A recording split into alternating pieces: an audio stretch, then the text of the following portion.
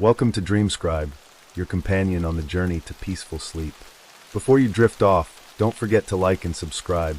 It helps this calming community grow. Where in the world are you tuning in from? I never thought silence could be so loud. Maybe it was the way the trees swallowed sound out here. Maybe it was the thick, unmoving air of this forgotten stretch of road. Either way, something felt off from the moment I pulled my RV into the clearing. It wasn't a planned stop, just one of those places that called to you when exhaustion set in. An empty gravel lot off a highway that hadn't seen a car in hours. The kind of spot where you convince yourself you're alone, because it's easier than thinking about why it's so abandoned. I killed the engine, the headlights cutting through the skeletal trees ahead. A faded wooden sign stood crooked near the edge of the lot, but the paint had long since peeled away. No indication of where this place was. No cell service either. Just me, my RV, and the unsettling weight of the night. I wasn't scared, at least not at first. I'd been on the road long enough to know that most places only feel haunted when your imagination lets them. So I brushed off the unease, locked up, and moved to the back of the RV, eager to crash after hours of driving. That's when I noticed it. A small wooden box sitting neatly on the kitchenette counter. I froze. My first thought, I didn't put that there. I would have remembered. My RV wasn't cluttered. It was my home, my safe space, and I knew everything inside it. Every little scratch on the walls, every cup in the cabinets. This box didn't belong. It was old, worn, the wood dark with age, its edges smooth like it had been handled often, carried for years. It had delicate carvings on its surface, faint, swirling patterns that almost looked like they'd been scratched in by hand. I reached out hesitantly and ran a finger along the lid. It didn't budge. No seams, no visible way to open it. What the hell? I muttered under my breath. I turned it over, and that's when I saw the bottom, where 3 initials had been carved into the wood. JLB. The letters sent a weird chill down my spine. I didn't know why. They didn't mean anything to me, and yet, I couldn't shake the feeling that I'd seen them before. Maybe it was just my exhaustion messing with me. Maybe. I set the box down, shaking off the discomfort. I'd figure it out in the morning. Right now, I just needed sleep. I climbed into bed, pulling the covers over me, and within minutes, I drifted into a heavy, dreamless sleep. But at exactly 3 a.m., I woke up to the sound of music. The melody was soft at first, fragile, delicate, almost familiar. It floated through the air, light as a whisper, weaving itself into my half-conscious state. I blinked, my brain foggy with sleep. What is that? Then I sat up sharply. The music was coming from inside the RV. I turned toward the kitchenette. My breath caught in my throat. The wooden box was open. It shouldn't have been. It had no latch, no opening mechanism. And yet, its lid had somehow lifted, revealing a velvet-lined interior. And from within, a tiny music box tune played on its own. I stared, every muscle in my body locking up. It played on its own. I fumbled for my phone, turning on the screen. 3 a.m. sharp. I didn't move, didn't breathe. The tune continued, a haunting lullaby drifting through the dimly lit RV. It was the kind of melody that sounded sad, almost broken, like it had been played too many times and had forgotten what joy was supposed to feel like. I felt something crawl up my spine. Shoving off the covers, I moved hesitantly toward the counter. Every step felt wrong, like I was walking into something I shouldn't be. I reached out and touched the box's lid. The second my fingers brushed it, the music stopped. Instantly, I sucked in a sharp breath. My ears rang in the sudden silence. The RV felt heavier somehow, like the air had thickened. I waited, heart pounding, waiting for something, but nothing happened. The only sound was the faint rustle of wind outside. I exhaled shakily. Okay, I had no explanation. Maybe the box had some kind of sensor, a motion-triggered mechanism. Maybe I'd just been too exhausted and imagined it playing on its own. Either way, I wasn't about to keep it around. I grabbed the box, shoved it into a drawer, and slammed it shut. Then I turned, climbed back into bed, and pulled the covers over my head like a damn child. I didn't sleep. A haunting familiarity. The next morning, I forced myself to shake it off. Sleep deprivation messes with your head. That's all it was. And yet, I couldn't get the melody out of my mind. It stuck with me, looping endlessly in the back of my thoughts. I found myself humming it under my breath without realizing. And the initials, JLB. Why did they feel so familiar? I spent the morning trying to retrace my steps. Had I picked the box up somewhere? A flea market, a gas station, an antique shop. But no matter how much I tried, I couldn't remember ever seeing it before. I opened the drawer hesitantly, half expecting the box to be somehow gone. It wasn't. It sat there, perfectly still. A chill ran through me. I picked it up, turning it over in my hands. It was lighter than I remembered. Too light. Like it was empty. I put it back and slammed the drawer shut again. Out of sight, out of mind.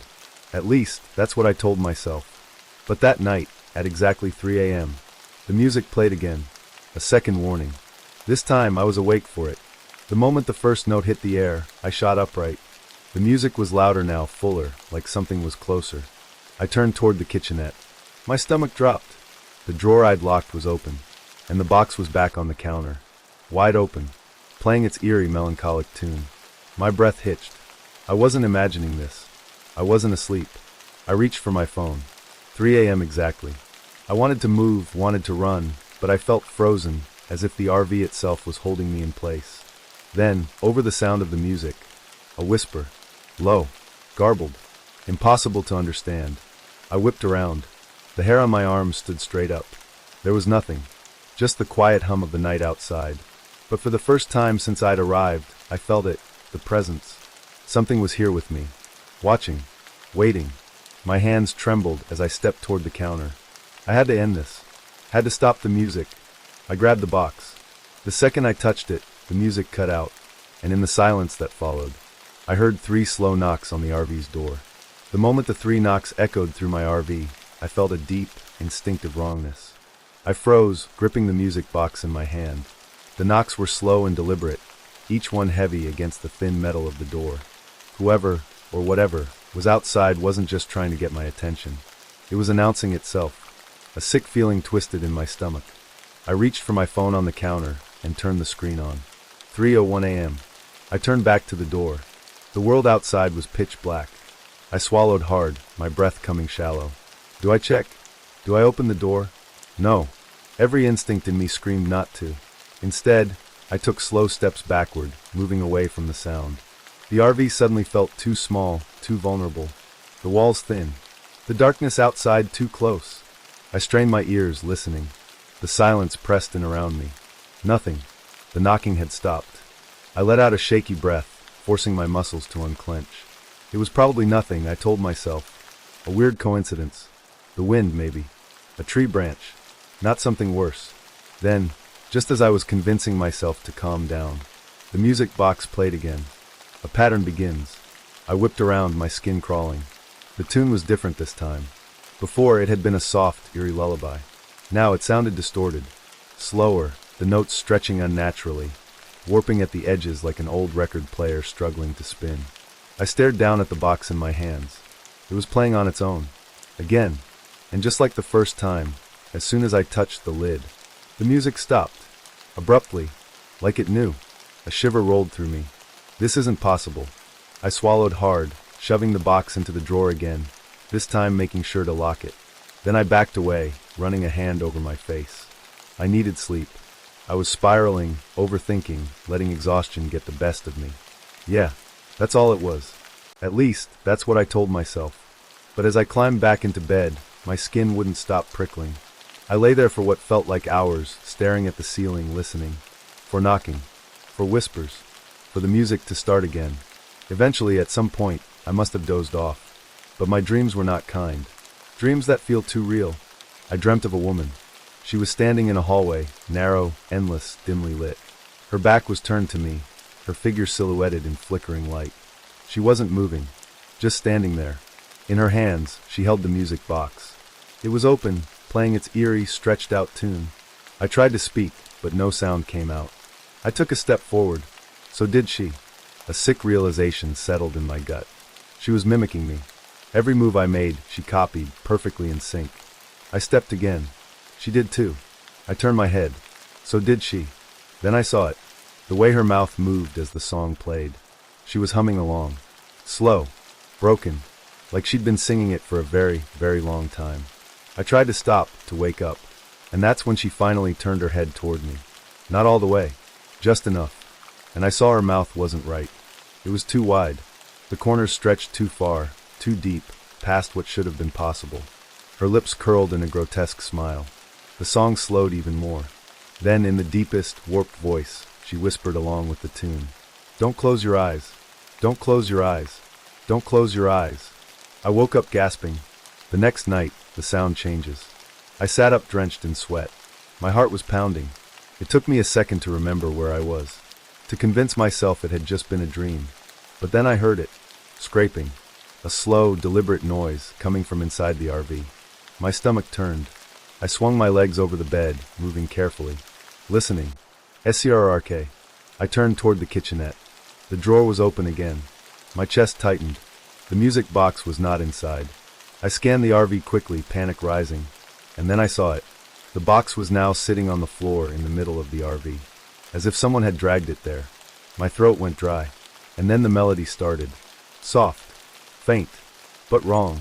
Because this time, beneath the music, I heard something else. A faint tick-tick-tick, like fingernails tapping against wood. Like something waiting, watching, and keeping time.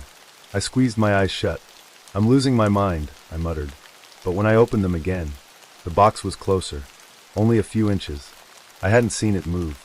And yet, it had. A desperate attempt to escape. I couldn't take it anymore.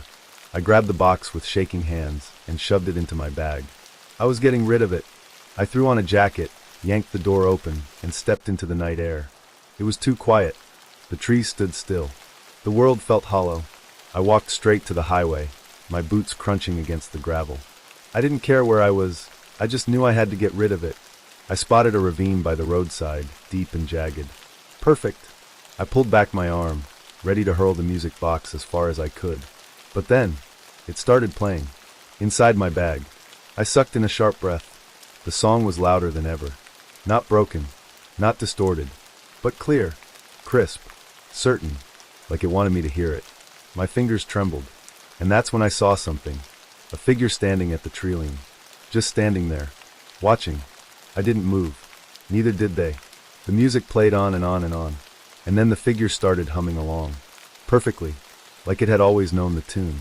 Like it had been waiting for me to remember it too. And as I stood frozen in place, the music reached its final note. And then the voice whispered from inside my bag. Don't throw me away. It's already too late. The moment the whisper echoed from inside my bag, I felt paralyzed. Don't throw me away. It's already too late. The voice was soft, distant, wrong. I barely had time to react before the music box played again. I stumbled backward, my breath coming in short, frantic bursts. The figure by the trees hadn't moved. Still watching. Still humming. I turned on my heel and ran.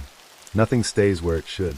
Back inside the RV, I locked the door behind me, hands shaking. I didn't think. I didn't hesitate. I grabbed duct tape from the drawer and wrapped it around the music box, sealing it shut. Then, I shoved it into a cabinet, slamming the door closed. Out of sight. Out of mind. I took a deep breath, pressing my palms against the counter. This wasn't happening. I was just overtired. Right? Just a coincidence. Just exhaustion. I stopped. Because when I turned around, the cabinet was open, and the music box was sitting on the counter. Reality starts slipping. I don't remember moving. 1 second I was across the RV. The next I was standing right in front of it. The tape was gone. The lid was slightly open. Like it was waiting. I swallowed hard, my body tense, unwilling to move. Then, a click. A single note played. The lid inched open by itself. I spun away, heart hammering, and grabbed my keys. I was done. I didn't care if it was the middle of the night. I was leaving. I yanked the door open, and froze. The woman in the reflection. She was standing outside. The same woman from my dream. Her back was turned, unmoving. The shadows around her were wrong, stretching in ways that didn't match the moonlight. My breath hitched. Something inside me whispered not to look, not to move, not to breathe. But then, she started turning. Slowly. Too slowly. Her head moving first, twisting, unnatural, too fluid, too controlled. Her mouth stretched into a grin. And then, she stepped forward. Something is getting closer. I slammed the door shut and locked it. My lungs burned as I backed away. She was real. She wasn't just a dream. She was here. I grabbed my phone. No signal. My breathing was loud. Too loud. Then, I heard it. The knocking. But this time, it wasn't at the door. It was coming from inside the RV. My body locked up. No. Knock. Knock. Knock. I turned slowly. The cabinet door was shaking. The knocking was coming from inside it, like something was inside, trying to get out. I am not alone. I backed away. Every hair on my body stood on end. This is wrong. Then the ticking started. A soft, rhythmic tick-tick-tick, like fingernails tapping against wood. The same sound I'd heard the first time. The knocking stopped. The cabinet door creaked open. I stared. The music box was gone. And then, the knocking started again. But this time, it came from the bathroom. And it was louder. I took a step back. The air felt thick. Then I heard it. Something breathing. Inside the RV. Right behind me. I turned. And saw. The music box wants me to listen. Nothing. But the music box was back on the table. Sitting there. Waiting. I was shaking. I walked over, feeling the weight of something watching me. I reached out slowly. The moment my fingers brushed the wood, the song played. Soft. Sweet. Twisted. And underneath it, a whisper. You can hear me now, can't you? I yanked my hand away. The music stopped. The whisper laughed. And then, the bathroom door swung open. I didn't move. Didn't breathe. Then, from the darkness inside the bathroom, a single pale hand reached out and knocked. Once. Twice. 3 times. The music box clicked shut. And then everything went silent. I tried to run, but it's too late. I couldn't stay here. I grabbed my keys and bolted for the door. This time, I didn't hesitate. I wrenched it open, and everything changed. I stepped outside, but I wasn't in the woods anymore. I was standing in a hallway, the same one from my dream. Narrow, endless, dimly lit. My breath came in short gasps. And then I heard it, a soft humming. I turned, and there she was, the woman, standing at the end of the hall, holding the music box, humming the tune. A sick, warped smile stretched across her face. She lifted the box, opened the lid, and then, the walls began to close in. The song grew louder. The hallway shrunk, and I finally understood. I had never been outside. The music box had been playing all along, and I had been listening. I had always been listening. The last thing I saw was the woman tilting her head. The last thing I heard was her whispering, "It's your turn now." And then, everything went dark. Darkness. For a moment, I thought I had lost my sight. I couldn't tell if my eyes were open or closed. The air around me felt heavy, like I was standing in something thick, something pressing against my skin. And then, a click, a soft, distant tune. The music box. The melody drifted through the air, growing closer. And with it, a whisper. "It's your turn now." I gasped, trying to move. And suddenly I was somewhere else. The RV is gone, where I am. I wasn't inside my RV anymore. I was in the hallway. The same endless hallway from my dreams. Narrow, dimly lit, stretching into a black void. But this time, it wasn't a dream. I knew that. The floor was solid under my feet. The air smelled stale, musty. Something was watching me. Then, at the far end of the hallway, the woman stepped out of the darkness. The same unnatural, stretched grin. The music box cradled in her pale hands. She opened the lid, and as the song played, the walls began to move. The hallway closes in. The walls contracted, shifting closer, pressing inward with each note of the melody. The ceiling lowered. The space was shrinking. I turned. The other end of the hallway was gone. Nothing but an endless, black void. The air grew thick, suffocating. The woman took a step forward, then another. She moved slowly, deliberately, as if savoring every second. I tried to back away, but there was nowhere to go. She lifted the music box, tilting her head. "Listen," she whispered. The melody changed, warped, and suddenly, I was falling into the music. Not down, not up, just falling, like the hallway had vanished, and I was being pulled into the song itself. The music wasn't just playing, it was consuming me. I could feel it in my bones, vibrating in my skull, unraveling reality like a fraying thread. Flashes of other places flickered in and out. The inside of my RV, the gas station I'd stopped at days ago, the woods outside, the first time I'd heard the song, all of it shifting, twisting, like the world was nothing more than a badly tuned frequency. And underneath it all, a voice, low, whispering. No one ever listens all the way through. But you did. The moment those words registered, everything stopped. Trapped inside the box. I wasn't falling anymore. I was standing in a room. A tiny windowless room. Bare walls. No doors.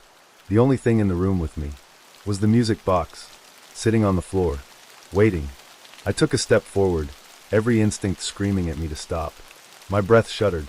I crouched down, my fingers trembling as I reached out. The wood was cold, colder than it should have been. And then, I saw them, the carvings on the lid. Names, dozens, hundreds, scratched into the wood, barely visible, overlapping, desperate. And at the bottom, a fresh carving, my name. I jerked my hand back. The music box opened by itself. The tune started again. The room shrank. The walls inched closer. The ceiling pressed down. The air thinned. I gasped, struggling to breathe. The voice whispered, "It needs a new keeper." I screamed. The final choice. I couldn't breathe. The walls were pressing against my skin. My name was on the box. It was pulling me inside. Then, a memory. The first time I had found it in the RV. I had almost ignored it, almost left it alone. No one ever listens all the way through. But I had. I had listened. I had let the song in. And now it wanted me. The music swelled. The last note was about to play. The voice whispered, "Your turn." I had seconds left. I did the only thing I could think of. I slammed the lid shut. The escape, or so I think. The moment the lid closed, the walls stopped moving. The music cut off. For a second, everything was still. Then, the room cracked, like glass shattering. A blinding white light engulfed me. I felt myself being ripped away. And suddenly, I was back in my RV. Something is different. I gasped, stumbling backward. The air was heavy with silence. No humming. No whispers. Just silence. The music box sat on the counter, closed. Nothing had changed. Except for one thing. The carving on the lid. My name was gone. Instead, there was a new name. I didn't recognize it, but I understood what it meant. The music box had found someone else. Someone who would listen. A fresh keeper. I didn't wait. I grabbed the box, stuffed it into a bag, and ran outside. I didn't care where I went. I just drove. But the song isn't over. Hours later, I found myself at a rest stop miles away. I left the bag sitting on a bench. Walked away without looking back. By the time I reached my RV, the sun was rising. I told myself it was over, that I was free. But that night, at exactly 3 a.m., I woke up to a familiar sound, a soft, distant tune, coming from the cabinets. I held my breath. My hands shook. I knew what I would find, because no one ever really escapes. Not once they've listened. I stood up, heart pounding. I reached for the cabinet door, and the moment I touched it, a whisper came from the other side. "It's your turn again." Then, the knocking started, 3 times, and the music box began to play. Silence stretched around me, but I wasn't fooled. I could hear the weight of the quiet, pressing down like something alive. Then, a click, the cabinet door unlatched, and the music started. The return of the music box. I didn't open the cabinet. I couldn't. I backed away, breathing hard, my hands trembling. This wasn't possible. I had left it behind. I had seen it sitting on that bench. Had seen the new name carved into the lid. So how was it here again? And then, a whisper. "It's yours now." The air shifted. I felt it in my lungs, a pressure, like something invisible had just stepped into the RV. I turned my head, inch by inch, toward the mirror hanging near the bathroom. And in the reflection, I saw the cabinet door swing open. Slow, deliberate. Inside, the music box waited, lid open, melody filling the air. And in the mirror, someone stood behind me, the grinning woman. My throat closed. The figure was right there, the same grinning woman from my dreams, from the hallway. But now she wasn't in my head. She was in the RV, standing behind me, watching, smiling. And then her lips moved. I didn't hear her voice. I felt it, a whisper sliding under my skin. "You can't pass it on." Her eyes flicked to the music box, and I understood. I was never supposed to leave it behind. It wasn't looking for just anyone. It had chosen me. I had listened. I had finished the song. Now I belonged to it. I spun around, but she was gone. Only the music box remained, still playing. The impossible escape. I grabbed the music box, my hands shaking. I needed to get rid of it, for real this time. I ran outside, into the cold night air, my breath coming fast and sharp. The highway was empty, stretching endlessly in both directions. I had to destroy it. I would smash it, burn it, bury it. I lifted it high, and threw it with everything I had. The music box hit the pavement. The lid snapped shut. And then, it was gone. Vanished. Like it had never been there. I stared at the empty road, my pulse hammering in my ears. Then, behind me, a click. The sound of a cabinet door opening. The song started again. I turned back, and saw the music box, sitting right where I'd left it, waiting. My stomach dropped. This wasn't just a curse.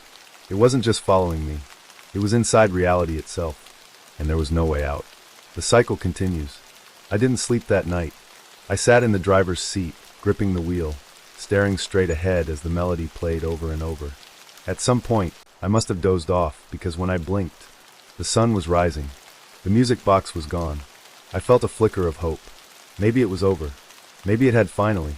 A knock at the door. Slow. Measured. 3 times. I turned my head, dread curling in my gut. Outside, in the soft morning light, someone stood by the RV door. A man. Early 30s. Backpack slung over one shoulder. His face was pale, haunted. He knocked again. "Hey," he called. I think you left something behind." My heart stopped. I didn't move. I didn't breathe. Slowly, he lifted his hand, holding the music box. My mind reeled. How? How had he found it? How was he even here? Then the worst realization of all. He wasn't confused. He wasn't just a stranger. He knew. He was like me. Someone who had heard the song. Someone who had tried to escape. And now, he was trying to pass it back. The man knocked one last time. I felt the moment stretch, a crossroads. I could open the door. Take the music box back. Let the cycle continue. Or, I could do what no one else had done. I could break the pattern. I could refuse to take it back. But if I did, what would happen to me? Would I be trapped in that endless hallway forever? Would the grinning woman take me instead? My hands shook on the steering wheel. The man waited. The music box gleamed in the morning sun. I had seconds to decide. Then, I turned the key in the ignition. The engine rumbled to life. I pressed my foot down and drove away. The true horror of the music box. I didn't look back. I didn't stop. I drove until my eyes burned, until my limbs ached, until the sun had set again. Only then did I pull into a dark, empty lot beside the road. For a moment, I sat there, waiting, listening. Nothing. No music. No knocks. Just the whisper of wind through the trees. I let out a shaky breath. Had I done it? Had I really? Then, a click. The sound of a cabinet door opening. The air in the RV turned ice cold. I didn't have to look. I knew. The music box was back. I laughed. A hollow, broken sound. Of course it was. You don't escape. Not once you've listened. Not once you've heard the last note. And as the first notes of the song began to play, I finally understood the truth. The music box didn't choose people at random. It found those who were already lost. Those drifting untethered. Those running from something else. It didn't just trap you. It became a part of you. And the moment you let it in, you were never alone again. I sat there in the flickering glow of the dashboard, staring at the cabinets. I listened to the tune play, knowing this time it would never stop. Not until I found someone else. Not until they listened too. The music box played on. And I waited. For the next person. For the next 3 a.m. For the next knock at the door. Because that's how the story always ends. Not with escape, but with a new beginning. And a song that never, ever stops. Next story. Welcoming conversational hook. You ever get that feeling that something is watching you? Not just a passing thought, but a deep, crawling certainty that you're not alone. Even when you should be. I used to brush it off as paranoia. A trick of the mind. But after what happened, I don't think that anymore. Because when you live on the road long enough, you start to notice things. Strange patterns. Unexplainable coincidences. And if you ignore them for too long, they start to notice you back. I learned that the hard way. With the fog. Establishing the MC and setting. I've been living in my RV for a while now. Traveling wherever the road takes me. There's something peaceful about it. Pulling into a new place. Watching different landscapes roll past the window. It makes the world feel bigger, endless. Most nights, I park somewhere quiet. State parks, empty lots, the occasional rest stop. I don't mind the isolation. In fact, I prefer it. At least, I did until I started noticing it. It started with the fog. At first, it seemed normal. Just another quirk of the weather. A thick mist rolling in late at night, hanging low around the RV. But then I realized, it was always there. The first unsettling detail. No matter where I parked, no matter what state I was in, the fog would come. I could be in the middle of the desert on a dry, cloudless night, and still the fog would appear. Thick, dense, wrapping around the RV like something alive.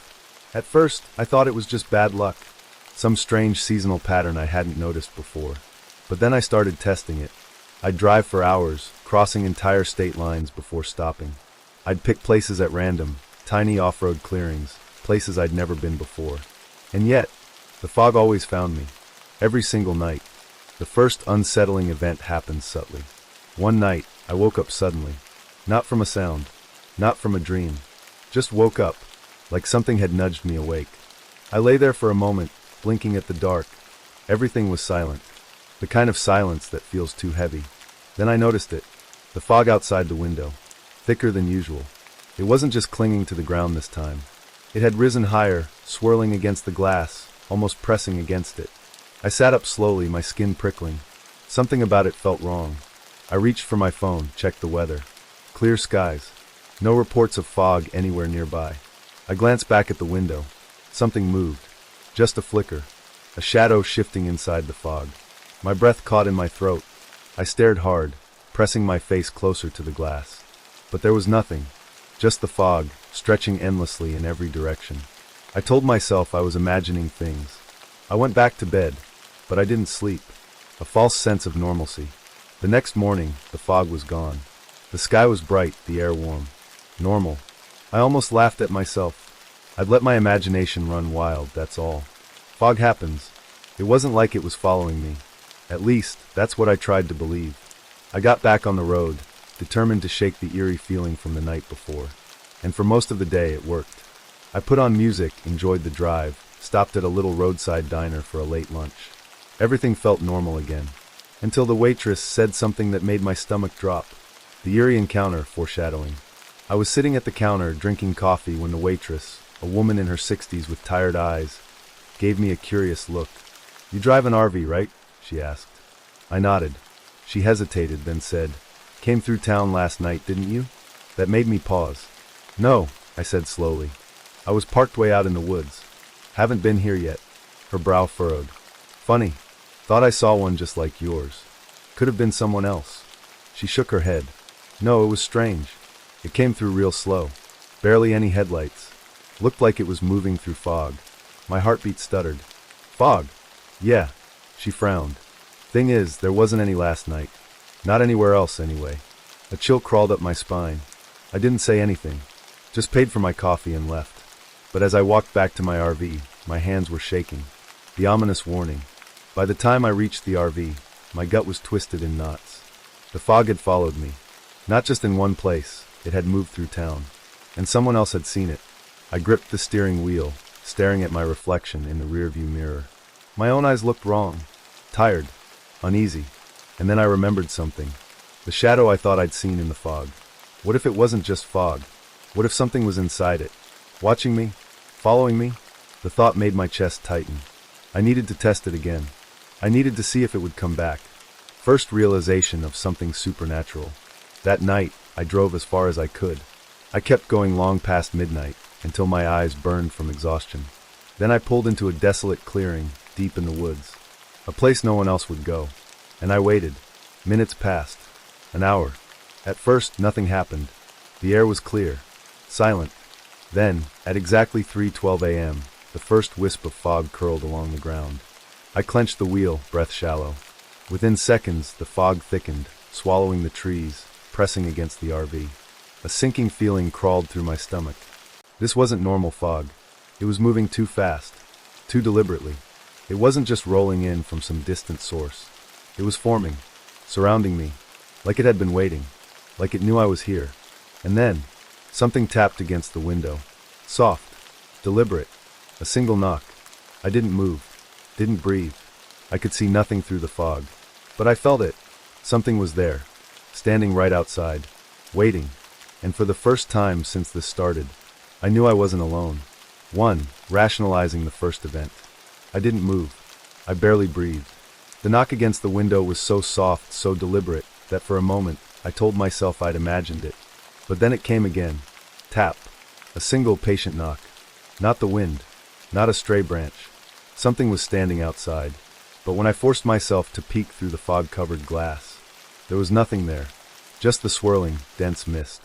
I sat there for what felt like an eternity, my heart hammering against my ribs. Then finally I made myself move. I reached out with a shaky hand, flipping on the RV's exterior lights. The floodlights blasted into the fog, cutting through the darkness. And for a brief moment, I swore I saw something. A shape. Tall. Too thin. Standing just beyond the glare. But then, in the time it took me to blink, it was gone. The fog swallowed it whole. I stayed awake the rest of the night, every nerve in my body on high alert. By sunrise, the fog had vanished, like it had never been there at all. Trying to explain it away, I spent the next day trying to shake off the unease. I told myself it was just my mind playing tricks on me. I'd been driving too much, barely sleeping. It was just exhaustion making me paranoid. And the knock, probably just the RV shifting. The vehicle always made small noises at night, expanding in the cold, settling on uneven ground. It wasn't real. It couldn't be. But deep down, I wasn't convinced. Something about the way that fog moved. The way it always found me. It didn't feel random. It felt deliberate. Like it had a purpose. Like it had chosen me. The second, more intense incident. That night, I decided to test it again. I drove even farther, into an area where fog should have been impossible. A dry, rocky plateau in the middle of nowhere. No nearby lakes. No humidity. The air was crisp and clear. I parked just before sundown and waited. For a while, nothing happened. But as the clock ticked past 3 a.m., my stomach sank. Because the fog was back. It didn't roll in from a distance. It didn't creep in like morning mist. It just appeared. One moment, the night was clear. The next, I couldn't see past my own windshield. My breath hitched. I locked the doors. Double-checked them. Then, I grabbed my flashlight and aimed it out the window. The fog was moving. Not with the wind. Not in a natural way. It was swirling. Pulsing. Like it was reacting to me. And then, something pressed against the side of the RV. A slow, deliberate pressure, like a hand dragging along the metal. My skin went cold. It wasn't just fog. Something was inside it. Something that knew I was here. I turned off every light in the RV, heart pounding. And then, in the silence, the knock came again. This time, it wasn't soft. It was harder. More insistent. Not just one knock, 3. Knock. Knock. Knock. Like someone wanted to be let in. I grabbed my keys. Started the engine immediately. The RV roared to life, and I slammed my foot on the gas, speeding blindly into the fog. For a few terrifying seconds, I saw nothing but swirling white. Then, I broke through. The fog ended abruptly, like a wall had been lifted. The road ahead was clear. The air was normal, and when I looked in the rearview mirror, the fog was still there, lingering in the spot where I'd been parked. As if it hadn't just been the weather. As if it had been waiting. Psychological effects begin. For the next few days, I refused to stop for long. I kept driving, only pulling into crowded areas, truck stops, RV parks, anywhere with people. I barely slept, barely ate, but no matter where I went, the fog always found me. Every night, even in the middle of a city, parked beneath bright streetlights. At exactly 3 a.m., the fog would appear. Thicker, darker, and each time it would press closer. Each time, the knocks would grow louder. I started seeing things inside it. Shapes. Figures. Standing just beyond the glass. Never moving. Just watching. Waiting. And no one else could see it. Involving someone else. No one believes me. I finally broke down and told someone. A guy I met at an RV park. Someone who had been living on the road even longer than me. He listened. Didn't interrupt. But when I finished, he just gave me this pitying look. "You ever hear of highway hypnosis?" he asked. "What?" "It happens when you drive too much, especially alone. Your mind starts playing tricks on you. Makes you see things. Hear things. I'm not imagining this." I gritted my teeth. He just sighed. "Look, man, I don't doubt you're seeing something. But that doesn't mean it's real." That night, I parked right next to him. I thought maybe being near someone else would change things. That maybe the fog wouldn't come if I wasn't alone. But at 3 a.m., I woke up to find it thicker than ever. And for the first time, I wasn't the only one who noticed it. Someone else experiences it, but not the same way. At exactly 3:07 a.m., I heard knocking. Not on my RV. On his. I sat up fast, pulse racing. For a second, I thought, Finally, someone else was going to see what I saw. But then I heard his door open. I scrambled to the window, staring through the fog. I couldn't see much, just the faint glow of his interior light. Then footsteps, his silhouette moving through the mist. "Hello," I called out. The footsteps stopped. Then after a long pause, "There's nothing here, man." His voice was calm, unbothered. I felt my blood run cold. "Get back inside." "Dude, it's just fog." "I thought you said." His voice cut off, like someone had hit mute. I held my breath, pressing my forehead to the glass. And that's when I saw another shadow behind him. Tall, too thin. It wasn't moving, just standing there, right behind him. "Get inside," I yelled, but he just stood there, silent, like he couldn't hear me anymore. I lunged for my door, hand on the latch, but then, just as suddenly as it had come, the fog vanished. And he was still standing there, staring at nothing. The aftermath, sleep deprivation and paranoia. The next morning, I confronted him. "You saw it, didn't you?" But he just frowned. "Saw what?" "The thing behind you. The fog." He shook his head. "Dude, you were dreaming. I got up to take a piss, that's it." "That's not it." "Look, man," he cut me off, his expression shifting to something almost uncomfortable. "I think you need a break. You're running on fumes." I wanted to argue. I wanted to scream. But what was the point? Even when someone else was in the middle of it, they still couldn't see, couldn't hear. Whatever was inside the fog, it was only for me. And I was starting to think. It wasn't just watching me anymore. It was getting closer. 1. MC starts losing logical reasoning. I stopped trusting my own mind. I wanted to believe it was just exhaustion, that I was losing sleep and hallucinating things, but deep down, I knew that wasn't true. This wasn't in my head. The fog was real, and whatever was inside it, that was real too. The worst part? It was getting bolder. I wasn't safe anymore, no matter where I went. It wasn't just appearing outside the RV. Now, it was following me into places where it shouldn't exist. The first time it happened, I was in a gas station bathroom. I'd been driving for 10 straight hours, desperate to put as much distance between myself and the last place I'd seen the fog. I thought if I kept moving, maybe I could outrun it. I stumbled into the restroom, exhausted, splashing water on my face. When I looked up at the mirror, it was fogged over, thick, swirling, like someone had taken a hot shower, except the air was ice cold. I wiped at the glass, trying to clear it, but the moment I did, my reflection wasn't alone. There was something behind me, tall, too thin, not quite human, standing just inside the stall behind me, half shrouded in the mist. I turned around instantly, but nothing. The stall was empty, but when I turned back to the mirror, the shape was still there, and it was closer. Objects start moving, sounds grow more disturbing. From that point on, the fog didn't just come at night. It followed me everywhere. Sometimes, it was just a wisp curling at my ankles when I stepped outside the RV. Other times, I'd glance in my side mirror while driving and see it creeping along the road behind me. And at night, it would seep into the RV itself. The first time, I thought I was imagining it. I woke up to the faintest wisp of fog curling along the floor, moving like breath. I bolted upright, heart racing, but it was already disappearing, sinking into the vents, as if it had never been there. The next night, it happened again. Only this time, I wasn't alone. Something was inside the RV with me. I didn't hear it enter, didn't hear the door open, but I woke up to the sound of something shifting, dragging, like wet footsteps on the vinyl floor. My breath caught in my throat. I turned my head slowly, so slowly, toward the sound. And in the darkness, I saw something standing in the hallway. A silhouette, just barely visible through the dim glow of the dashboard lights. It didn't move, didn't breathe, but it was watching. I reached for my phone, a stupid, slow movement, but the second my fingers touched it, the shape lurched forward. I didn't think. I didn't hesitate. I scrambled up, throwing myself toward the driver's seat, slamming my foot on the gas. The RV lurched forward, and in that split second, I saw it, a glimpse in the rearview mirror. Too tall, too thin, no face, just empty white mist where a face should be. Then, it was gone. Physical evidence appears. After that, I started noticing things had been moved. Small things at first. My keys, not where I left them.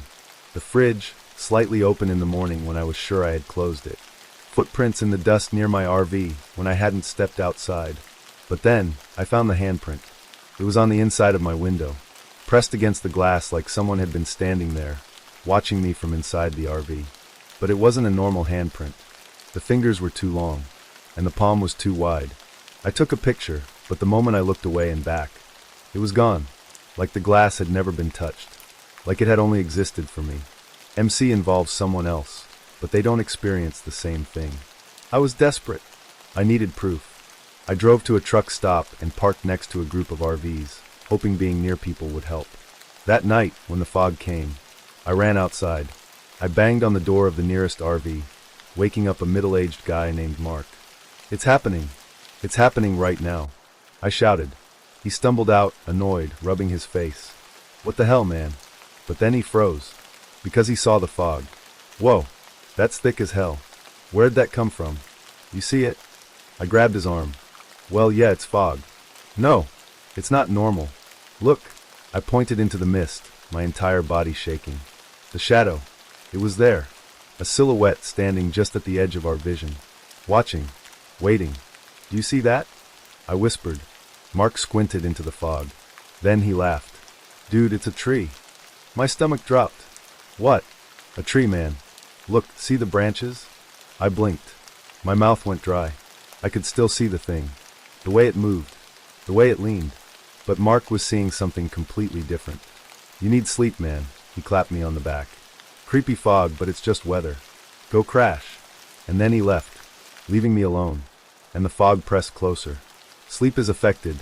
Insomnia, paranoia, exhaustion. I stopped sleeping. I couldn't.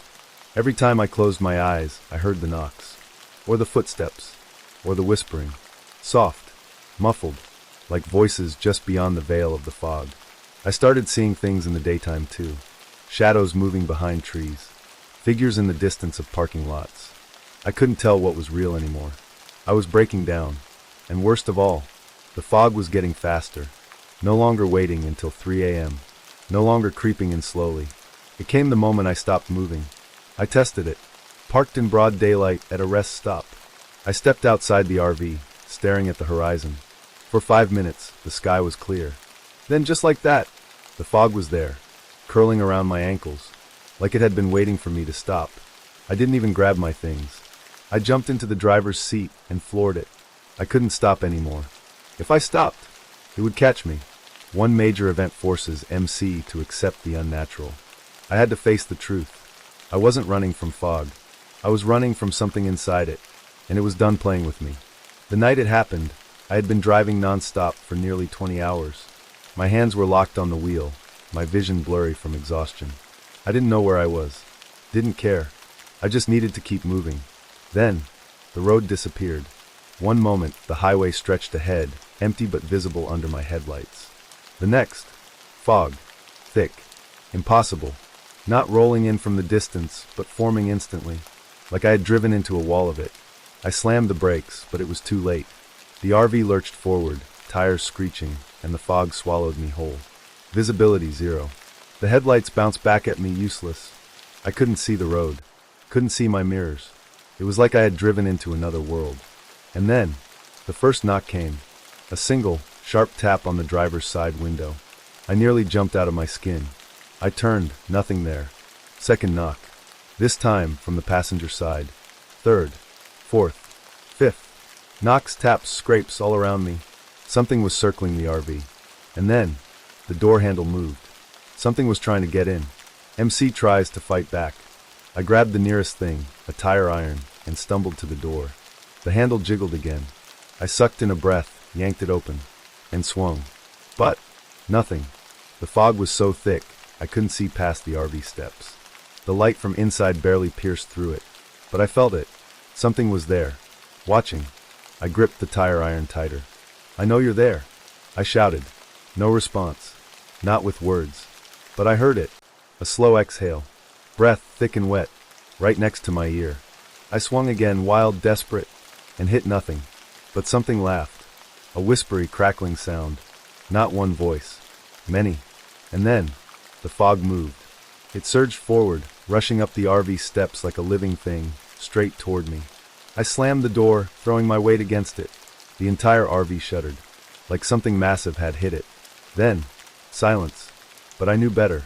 It wasn't gone. It was inside. Unexpected twist. The entity is aware it's being watched. The air turned frigid. I could see my breath in the dim glow of the dashboard lights. The RV was too quiet.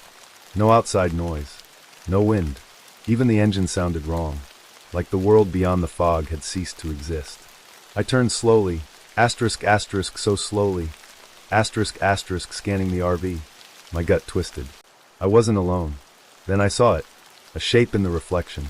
The microwave door was slightly open, its glass catching just enough light. And in that reflection, I saw something standing behind me. Tall, thin, wrong. Its head tilted like it knew I had seen it. Then, it moved. Not a step. A glitch. 1 second it was near the hallway. The next, inches from me. I spun around, swinging the tire iron, but there was nothing. I turned back to the reflection, and now, its face was right against the glass. A shape with no features, just a swirling white void. The fog wasn't a phenomenon. It wasn't random. It was this thing, and it had never been chasing me. It had been hurting me. Physical manifestation. The thing reveals itself. The microwave door slammed shut. A sharp, deafening bang that rattled the entire RV. And then, the windows exploded outward. Fog poured in from every opening, thick as floodwater, swallowing the RV's interior. I backed away, heart hammering, but my feet sank into the fog. It wasn't just mist anymore. It had weight. It had hands. Something grabbed my ankle. I screamed, tried to move, but another gripped my wrist. My shoulder. Hands forming out of the fog itself, pulling me downward. I clawed at the dashboard, the seats, the walls, anything, but the more I struggled, the deeper I sank. My vision blurred. The fog was inside me now, pouring into my mouth, my nose, my lungs, drowning me. Then, I heard it. Not a laugh, not a whisper, but a voice. Soft, familiar. Stop fighting. And in the last moment, as the fog pulled me completely under, I saw its face, and it was mine. MC tries to run, confront, or investigate. Things go terribly wrong. I woke up outside, lying on the pavement, the RV door hanging wide open. The fog was gone, like it had never been there. I gasped for air, coughing, clawing at my chest. I could still feel it inside me, like something had burrowed deep, something I couldn't shake. I scrambled to my feet, backing away from the RV. I needed to leave. I needed to get as far away as possible. Then, I saw the tire tracks. They weren't mine. They circled the RV, over and over and over, like I had been driving in endless loops. And in the distance, at the very edge of the parking lot, the fog waited, not chasing anymore, not moving, just watching. Because now, it knew, no matter where I went, no matter how far I ran, I would always come back. The entity doesn't disappear. I didn't leave the RV that night. I couldn't. I sat in the driver's seat, shaking, staring at the empty road ahead. My hands were still clutching the wheel, knuckles white. The fog was gone, but I knew better. It wasn't gone. It was waiting. For what? I didn't know. For me to stop moving? To sleep? To give up? I reached for my phone, desperate for some kind of anchor to reality. No signal. Of course. I swallowed hard, trying to push down the panic clawing at my throat. The fog had been playing games with me for days. But this wasn't a game anymore. It had let me go, and I didn't know why. I turned the key, praying the engine would start. It coughed, stuttered. For a sickening moment, I thought it wouldn't. Then, it roared to life. I nearly sobbed in relief. I didn't care where I was going. I just needed to drive. MC is mentally changed, the paranoia sets in. I didn't sleep that night, or the next, or the next. Every time I closed my eyes, I saw it, the fog creeping in, those hands pulling me down, that thing wearing my face. It had gotten inside me. Not physically, but something worse. It was in my mind. I started noticing little things. The mirrors. Every time I glanced at my reflection, something felt off. Like it was half a second behind me. Like it was watching. And then the road signs. I didn't notice at first. Not until I pulled into a gas station and saw one near the highway entrance. Exit 213 to 5 miles. Something about it made my stomach twist. I drove for another half hour, keeping my eyes locked on the road, forcing myself to focus. Then I saw another sign. Exit 213 to 5 miles. I almost slammed on the brakes. It wasn't a mistake. I hadn't moved. I'd been driving in circles. Again, the final unsettling moment. reality starts to unravel. I had to prove it to myself. I pulled over, heart hammering, and grabbed my phone. I took a picture of the sign. Then I kept driving. 20 minutes. 30. An hour. Then, the same sign appeared. Exit 213 to 5 miles. I checked my phone. The picture was identical. Same trees. Same scratches on the metal. Like time itself had reset. Like I had never left. That's when I saw the fog. Far ahead. A thin, shifting wall across the highway. Waiting for me. Like it knew. It always knew. I turned the wheel violently, veering onto a random dirt road. I didn't know where I was going. Didn't care. I just needed to get away. The fog has marked MC. There is no escape. I don't know how long I drove. The road twisted and turned, but I refused to stop. The sun started to rise. A part of me wanted to believe I had escaped. But then, I saw it. The same gas station. The same road sign. I had driven in another loop. And in the rearview mirror, the fog was closer. I threw the RV into reverse, tires spinning against the dirt. I didn't care if I wrecked. I had to keep moving. But then I saw it. In the middle of the road. A figure. Standing perfectly still. Tall. Thin. Face hidden in the fog. But I knew. I knew. It was me. Or something that had stolen my shape. I felt an unbearable pressure in my skull. A thought that wasn't mine. You can stop running. I choked on my breath. It's easier if you stop. The pressure grew. Memories flickered. The endless driving. The repeated roads. The mirrors. The whispers. What if? What if I had already stopped? What if I had never escaped the fog at all? What if it had just been letting me pretend? Like a fly trapped in a spider's web. Thinking it was free. Not realizing it was already dead. The final, unresolved ending. The lingering fear. I don't know how long I sat there. The fog didn't move. Neither did the thing wearing my face. It just stood there. Watching. Waiting. For me to accept it. I took a slow, shuddering breath. Then I shifted the RV into drive. And I pressed the gas. I didn't steer away. I didn't turn. I drove straight into it. Straight into the fog. Straight into whatever was waiting for me on the other side. And for the first time in weeks, I stopped fighting. And the last thing I heard, before everything went silent, was the sound of my own laughter. But it wasn't coming from me. Next story. A sweltering summer road trip. I'd always loved road trips. There was something freeing about having miles of open highway, endless blue skies, and nothing but time.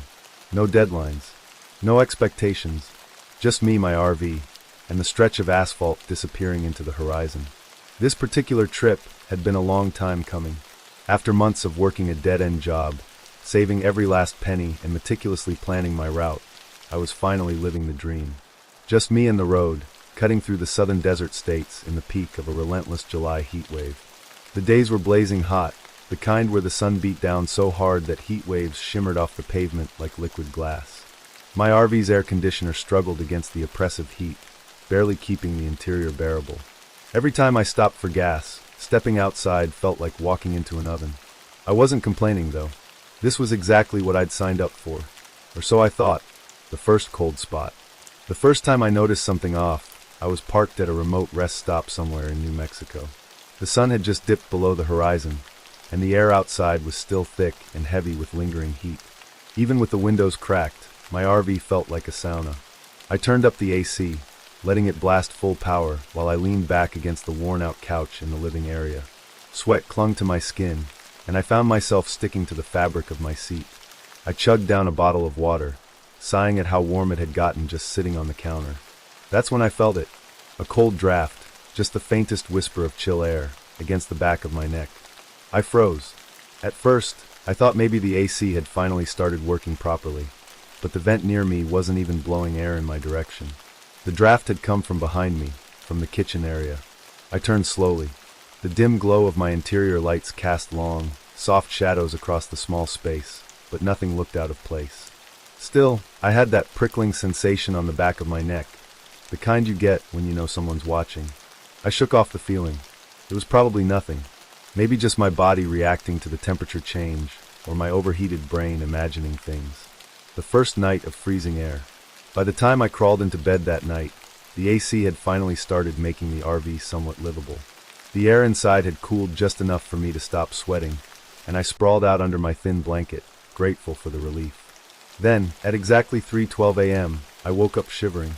The air inside my RV had gone from cool to frigid, a deep, bone-chilling cold that felt impossible given the 90-degree night outside. I could see my breath in the air, each exhale a pale cloud of mist in the dim light. What the hell? I bolted upright, instantly awake. My body was numb, my fingers stiff and aching from the sudden drop in temperature. I reached for my phone and checked the weather app. 85 degrees Fahrenheit outside. I glanced at the thermostat. Inside temperature, 34 degrees Fahrenheit. That wasn't just cold, that was impossibly cold. The vents were still blowing air, but when I held my hand in front of one, the air coming out was warm. Like the AC was trying to heat the place up, not cool it down. I jumped out of bed, my bare feet hitting the icy floor. I hissed in pain, stumbling toward the front of the RV, expecting to see the AC unit malfunctioning or some kind of air leak. Instead, I saw something even worse. The windows, all of them, were fogged up from the inside. Thick layers of condensation covered the glass, dripping down like sweat. It didn't make sense. If anything, the inside of the RV should have been warmer than outside. Then I saw it, the thin layer of frost forming along the edges of the windows. I swallowed hard, my breath shaky. This wasn't just cold air. This was something unnatural, rationalizing the impossible. I forced myself to think logically. Maybe there was a mechanical issue, some kind of malfunction that was overcooling the RV's interior. That had to be it. I went straight for the thermostat, pressing the buttons to shut off the AC entirely. The vents powered down with a low hum, leaving the RV eerily silent. But the cold remained. If anything, it felt even colder now that the air had stopped moving. I grabbed my hoodie and threw it on, rubbing my arms to fight the goosebumps crawling over my skin. The chill sank deep, not just against my body, but into my bones, as if it were coming from inside me. I had the sudden, inexplicable urge to check outside. Maybe there was an external problem. Maybe the AC unit was leaking coolant or something. I reached for the door handle. It was freezing. I yanked my hand away, staring at the metal as if it had burned me. There was actual frost forming around the edges of the doorframe, spreading out in delicate, twisting patterns across the surface. I hesitated. Opening the door suddenly seemed like a bad idea. A really bad idea. A growing sense of unease. I stepped back, heart hammering. Every instinct in my body screamed that something was wrong, but I had no explanation. No reasonable cause for this. I grabbed my phone, fingers trembling as I checked the time. 3:14 a.m. A 2-minute window. That's all it took for my RV to go from a comfortable 72 degrees Fahrenheit to an icebox. I took a deep breath, exhaling another misty cloud into the air. Calm down. There had to be an explanation. Maybe it was some kind of freak temperature inversion. Maybe the desert heat had somehow created a weird fluctuation in air pressure. But I didn't believe that. Not really. I could feel it. The cold wasn't normal. It had weight. A presence. Like something was in here with me. The final sign. Then came the sound. A soft, cracking noise. Like ice shifting. It came from the bathroom. My stomach dropped. I hadn't even been in there since earlier that night. Slowly, I turned my head toward the half-closed door. My breath hitched in my throat. There was frost on the mirror, a layer so thick it looked like someone had exhaled against the glass over and over. But I hadn't touched it, and I sure as hell hadn't been breathing on it. A sense of dread filled my chest, heavy and suffocating. I didn't want to go near it. Every instinct screamed at me to stay away. But I had to look. I took a hesitant step forward, reaching for the edge of the door with numb fingers. Slowly, I pushed it open the rest of the way. Inside, the air was colder than ever. And on the mirror, written in the frost, were 3 words. Let me in. I stopped breathing. Somewhere deep in my chest, something primal snapped. An instinct I didn't even know I had kicking in. I turned. I ran. I yanked open the freezer, grabbing a bottle of vodka, the only liquid I knew wouldn't freeze. Then, with shaking hands, I did the only thing that made sense. I splashed it across the mirror. The frost hissed as it melted. The words blurred, disappearing into dripping water. For a second, everything was silent. Then, just as suddenly as it had come, the cold was gone. The temperature climbed rapidly. The frost on the windows melted. My breath no longer fogged. I stood there, panting, waiting for something else to happen. But nothing did. The clock now read 3:17 a.m., and I knew deep in my bones that this was only the beginning. The freezing summer night, trying to rationalize the impossible. The morning after the freezing incident, I woke up drained. I hadn't slept much, not after what happened. Even when the temperature returned to normal, I couldn't shake the feeling that something was still lurking inside the RV. I'd stayed awake for hours, waiting for the cold to return, listening for any more unnatural sounds. But nothing happened. By the time the sun rose, the desert heat was back in full force, and my RV felt like a sauna again. It was almost as if the night before had never happened. But I knew it wasn't a dream. I could still picture the frost on the mirror, the message that had appeared on the glass. "Let me in."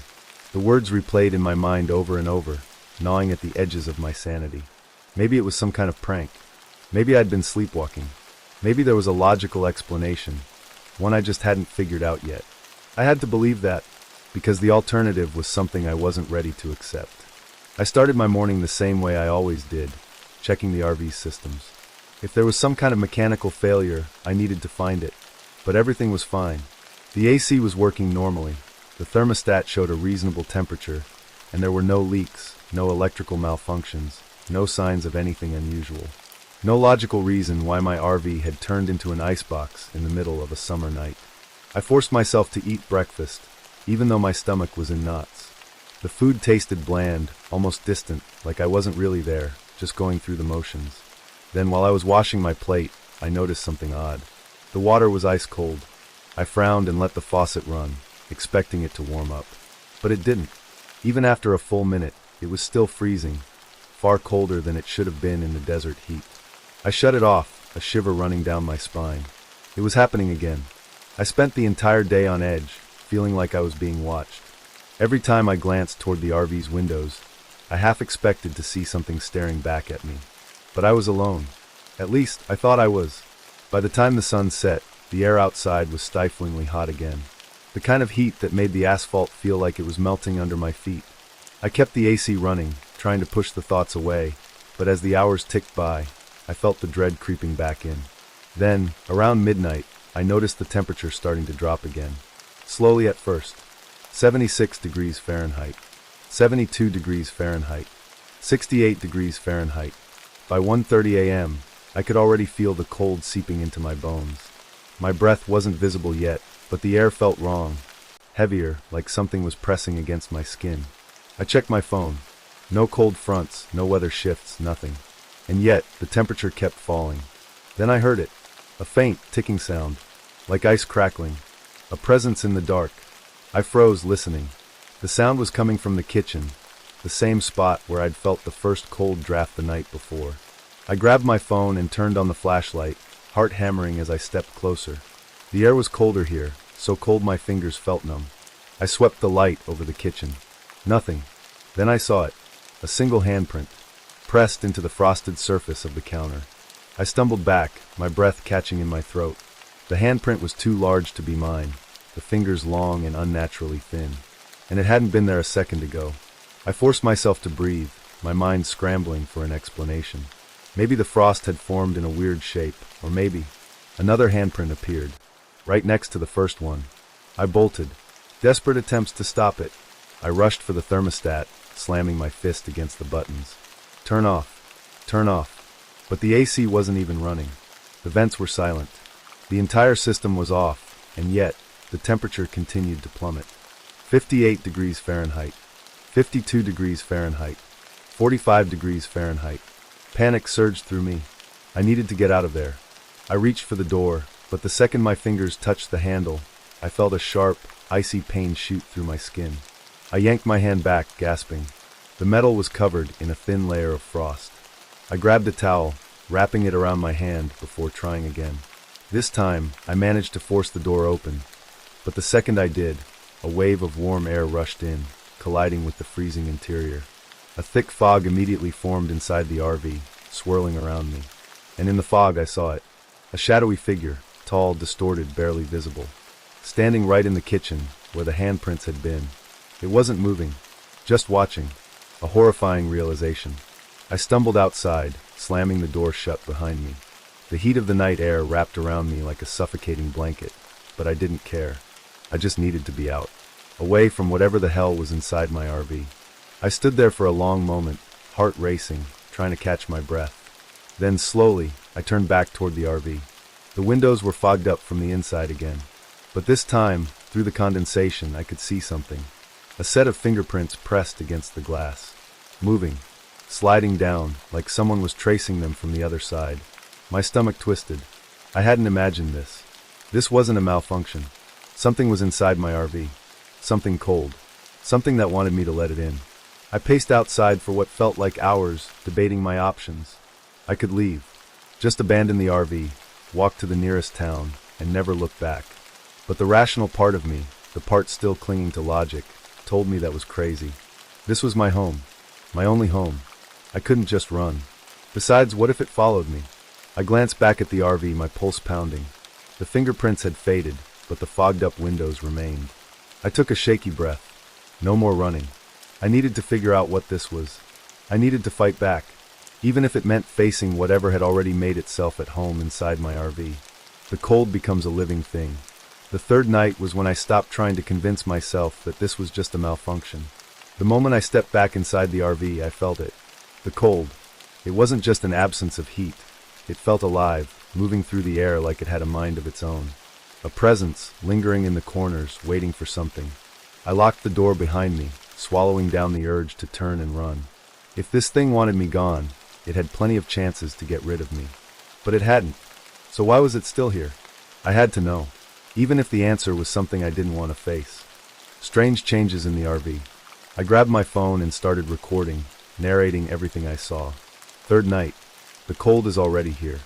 I held the phone up to the window, showing the fogged glass and the icy sheen forming along the edges. The temperature inside is dropping again. But the AC isn't running. The vents are off. No explanation. I moved toward the kitchen counter, where the frost had formed handprints the night before. This time, the surface was already coated in a thin layer of ice. My stomach twisted. It was happening faster now. I turned toward the bathroom, gripping my phone tightly. That's where I'd seen the first message written in the frost. I didn't want to check, but I had to. The moment I stepped inside, my breath caught in my throat. The mirror was frozen over again, thicker this time, and beneath the ice, more words had formed. You can hear me now. I staggered back, my pulse hammering in my ears. Then in the silence, I heard it. A whisper. Not in my head, not in my imagination. A real, breathy whisper. Right behind me. The whispering voice. I spun around so fast I nearly dropped my phone. Nothing. I was alone. But the whisper hadn't stopped. It was low, distant, like a voice carried through a winter storm. It surrounded me, slipping through the freezing air like a song half forgotten. I strained to make out the words, but they were too distorted, as if coming from another place entirely. I took a step back, my own breath visible in front of me. Then I realized, the whisper wasn't echoing. It was coming from inside my RV, somewhere close, and it was getting louder. The smell of something rotten. The air grew thick with a smell I hadn't noticed before. At first, I thought it was the frost, but as the whispering swirled around me, the scent became stronger. Rotten. Stale. Like something frozen too long had started to thaw. I gagged, covering my mouth. My instincts screamed at me to get out, but my legs refused to move. I aimed the flashlight toward the bedroom area. A wave of cold air pushed back against me. I swear, it felt like something was breathing. Slow. Deep. Measured. The whispering stopped. And then, bang. Something inside the bedroom slammed against the wall. Hard enough to rattle the cabinets. I nearly screamed. I wasn't alone in here. Something was in my RV. The footprints in the frost. I backed away, gripping my phone, heart hammering. My breath came out in quick, panicked gasps, mixing with the freezing air. The RV creaked, the walls settling under the weight of something unnatural. Then, I saw it. Footprints. Appearing one by one in the frost-covered floor. They led from the bedroom doorway, right toward me. The steps were slow, deliberate, pressing into the ice as if something unseen was walking toward me. A sharp, pulsing fear rose in my chest. I had to move, but the second I stepped back, the footprints stopped. Whoever, whatever, was inside my RV had noticed me watching. And then it turned. The footprints shifted, changing direction. It was facing me now, waiting, watching. My breath wasn't mine anymore. I stood there, frozen in place. I could hear breathing, but it wasn't mine. It was too slow, too deep, too unnatural. The temperature had dropped so low that my fingers stung with the cold, my lips felt numb. My chest ached with each breath. But then, something even worse happened. I exhaled, and my breath, my own warm breath, didn't drift toward the ceiling like it should have. Instead, it curled unnaturally, pulling toward the bedroom, like something was inhaling it, stealing it from me. I let out a choked gasp, stumbling backward. The moment I did, the footprints rushed toward me. Trapped inside the freezing RV, I lunged for the door, my hands shaking so hard I could barely grip the handle. The frost had thickened over the metal, biting into my skin. I twisted the knob, yanked, but the door wouldn't budge. It was frozen shut. I slammed my fist against it, panic surging through me. "Let me out!" The RV creaked again, the walls groaning under an unseen weight. The footprints stopped inches from me. Then I felt it, something behind me, close enough that I could feel the air shift. A voice, colder than ice itself, whispered against my ear. "You let me in." The frozen hand on my shoulder. A sharp, stabbing pain shot through my shoulder, like something cold and skeletal had grabbed me.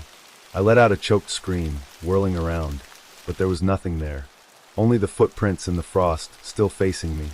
I gasped for breath, my chest aching, my vision swimming. I was going to die in here. The cold was suffocating, pressing into my skin, seeping into my bones. I could barely move. The frost had crept up the walls, crawling toward the ceiling, spreading like cracks in glass. I had to get out, even if it meant breaking the damn door down. A desperate escape.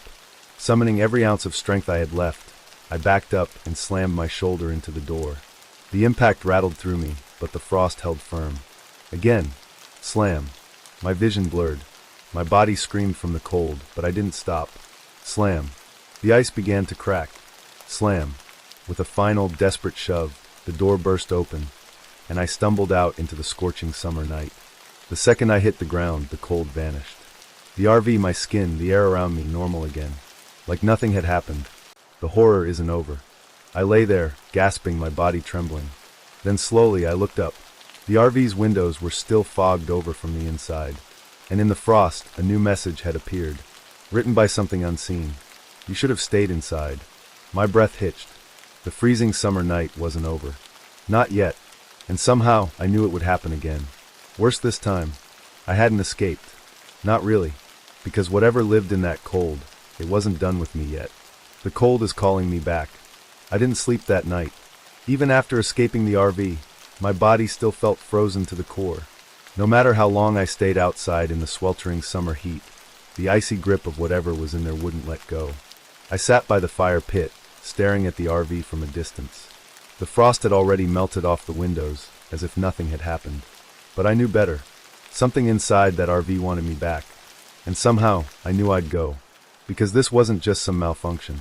It wasn't just an old air conditioning unit going haywire. This was something else. Something that wasn't done with me yet. A false sense of safety. Morning came, and for the first time in days, everything felt normal again. I checked my phone, battery at 10%. The last video I recorded was still there. I hit play. The footage was shaky but clear. My breath fogging up the air.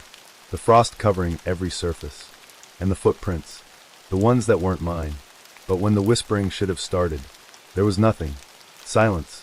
Just me, standing in my RV, staring at something that the camera couldn't see. A cold chill ran down my spine. I needed proof. Something tangible. So against every instinct screaming at me to leave, I made my decision. I was going back in, crossing the threshold again. I stood at the RV's open door, hesitating. The heat of the day poured inside, pushing against the lingering chill within. The cold was still there, waiting. I took a deep breath and stepped inside. Immediately, the air thinned, the warmth vanishing as if I had just walked into a different season entirely. The frost was gone. The footprints, the messages, the ice on the counters, all erased. But I knew it hadn't left.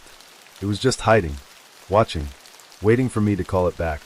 I closed the door behind me and whispered, "I know you're here." The temperature plummets instantly. The reaction was immediate. A sudden gust of freezing air slammed into me, knocking the breath from my lungs. The temperature plummeted, an arctic chill sinking into my bones, crawling under my skin. My breath fogged instantly. My fingers numbed. Then, the whispering returned. But this time it was clearer, closer. It wasn't a distant sound anymore. It was right next to me. "You came back. Something is in the reflection." I spun around, heart hammering. The whisper came from the bathroom mirror, its surface already frosting over. I stepped toward it slowly, gripping my phone with numb fingers. My reflection. It was wrong. At first, I thought it was normal, just me standing there, breath visible, eyes wide with fear. But then, my reflection blinked. And I didn't. A sharp gasp escaped my lips. My reflection tilted its head slightly, watching me. Not mirroring me, acting on its own. Then slowly it smiled. A frozen, unnatural grin stretching across its face. I wasn't smiling. I stepped back. My reflection didn't. The voice becomes a presence. The whispering voice grew louder, its words shifting from soft murmurs to something directed at me. You feel it now, don't you? The mirror fogged up, obscuring the reflection for a brief moment. When the frost cleared, the reflection was gone. Just an empty bathroom behind the glass. A sudden weight pressed down on my chest. Something was behind me. I couldn't breathe. My body locked up, my limbs rigid, my skin stinging as the cold burrowed deeper inside. Then, a frozen hand clamped down on my shoulder. Fleshless, icy, digging into my skin. I gasped, my breath stolen from me. Then the whisper came again. Stay with me. Dragged into the cold. I jerked forward, yanking myself free from the unseen grip. My body staggered, legs shaking, but I forced myself to move. The frost was already spreading again, crawling over the floors, the walls. It was like the RV itself was freezing over, sealing me inside. I turned for the door, lunging for the handle. But before I could grab it, the entire RV shook. A violent, thunderous bang rattled the walls. The frost cracked like glass, spreading in jagged lines. Then, something slammed into me from behind. Not just a presence, something physical. A force pushing me down, dragging me into the freezing dark. I struggled, kicking, gasping for air. But my breath was already gone. My lungs burned, ice forming in my throat, inside my chest. The world faded to white. Then, silence. I wake up somewhere else. I open my eyes, gasping, heart racing. The RV was normal again. No frost. No whispering. Just quiet. But something was wrong. I felt different. Like my body wasn't entirely mine anymore. I sat up slowly, rubbing my arms. The chill was still there, buried deep in my bones. I grabbed my phone, opening the camera, and my heart stopped. Because in the screen's reflection, my breath wasn't fogging up, but the air around me was. The final message. A soft whisper slipped past my ear, even though I was alone. Now you understand. I turned toward the mirror. One last message was written in the fading frost. It's your turn. The ice melted completely, and for the first time I realized the cold wasn't leaving me, because I wasn't leaving it. I had become part of it. The next freezing summer night wouldn't need the RV anymore, because this time, the cold would follow me. The cold never left. I should have left the RV behind, sold it, burned it, but I didn't, because I knew deep down, in a way that went beyond logic, it wouldn't matter. The cold wasn't in the RV anymore. It was in me. No matter where I went, no matter how far I drove, the air around me always felt a little too crisp. The ice never fully melted from my fingertips. And at night, when everything was supposed to be warm and still, I could see my breath, even in the dead heat of summer. The cold had marked me. And the worst part, I wasn't alone anymore. A hollow reflection. The first time I truly knew something was wrong, I was in a gas station bathroom 2 states away. I splashed warm water on my face, trying to shake the exhaustion that had settled deep in my bones. Then, as I reached for a paper towel, I caught something in the mirror. Not my reflection. Something else. At first, it was subtle. A delay. I moved my hand. My reflection was a second too slow. I blinked. It didn't. Then slowly, it turned its head toward me. And it smiled. Not in a comforting way. In a way that said, I know what you are now. I stumbled back, heart hammering, but I couldn't look away. Because for the first time, I realized I wasn't looking at myself anymore. I was looking at the thing that had followed me out of the RV. The temperature drops again. I rushed out of the bathroom, breathing heavily, my breath still visible in the air. The cashier, a woman in her late 50s, gave me a strange look. You okay, hon? I didn't answer, because behind her, near the refrigerators, I saw it again. A shadow in the reflection of the glass doors. Standing where I had just been, watching. The temperature in the gas station dropped. The woman shivered, rubbing her arms. Must be the AC kicking in, she muttered. I didn't correct her, because we both knew. The AC wasn't running. The voices returned. The whispering started the next night. Not inside the RV. Not in the mirrors. In my head. Soft at first, like a distant memory. Then clearer. You feel it now, don't you? I snapped awake, sweat freezing on my skin. The air in the RV was icy. My breath hovered in front of me. I reached for my phone, 3:12 a.m. The exact same time I had first recorded the strange frost. I turned to the nearest window. The glass had fogged over. And on the surface, a message was written. Let it in. The cold wants me back. I tried to fight it. I drove to hotter places, states where summer temperatures broke 100 degrees. But the cold followed me. At first, it was little things. The AC running colder than it should, even when I turned it off. A thin layer of frost forming on my windshield in the middle of a desert. Then it got worse. My fingers turned numb, even in the sun. The whispering wouldn't stop. I stopped looking into mirrors entirely, because every time I did, I saw it, the thing in my reflection, and I could feel it watching me even when I wasn't looking. The final warning. One night, I checked my phone again, not to look at the time, to check the last video I recorded inside the RV, the one where I had tried to document the frost. I hadn't watched it in full before. I had been too shaken by what I saw in real life. But now I had to know. I pressed play. The screen flickered, shaky footage of me walking through the RV, breath fogging up. Then, the whispering started. Not just one voice. Dozens. Speaking over each other. Growing louder. Until, in a single moment, they all stopped. Except for one voice. A deep, slow whisper. You never left. Then the video glitched. And in the frozen static, I saw something. Standing right behind me. Something I hadn't seen when I recorded it. A shape. A figure. Tall. Hollow. Its face stretched into a frozen smile. Watching. Waiting. The video cut to black. And the moment it ended, the whisper returned. But this time, it came from inside the RV. The final decision. I grabbed my keys, heart racing. I had to leave. Not just the RV. Everything. Maybe I had waited too long. Maybe it was too late. But I wasn't going to sit there and let whatever was happening to me finish. I flung open the door. And stopped. Because the outside world was gone. No road. No stars. Just white. Thick, frozen fog surrounding everything. The air was so cold my lungs ached. And then, the figure stepped forward. Out of the fog. Out of the mirrors.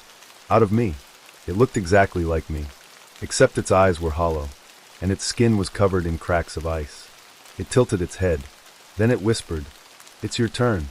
I didn't move. I didn't breathe. Because I understood. It wasn't just trying to take me. It was trying to replace me. The endless winter. I don't know what happened next. I don't remember running. I don't remember escaping. All I know is that I woke up on the side of an empty road at sunrise. The RV was gone. The frost was gone. And for the first time in weeks, I couldn't see my breath. I thought I was free. I thought it was over. But then I checked my phone. A new video was in my camera roll. A video I didn't remember taking. With one frame. One image. Of me. Standing in the RV. Staring into the mirror. And in the reflection. It wasn't me staring back. It was still there. Waiting.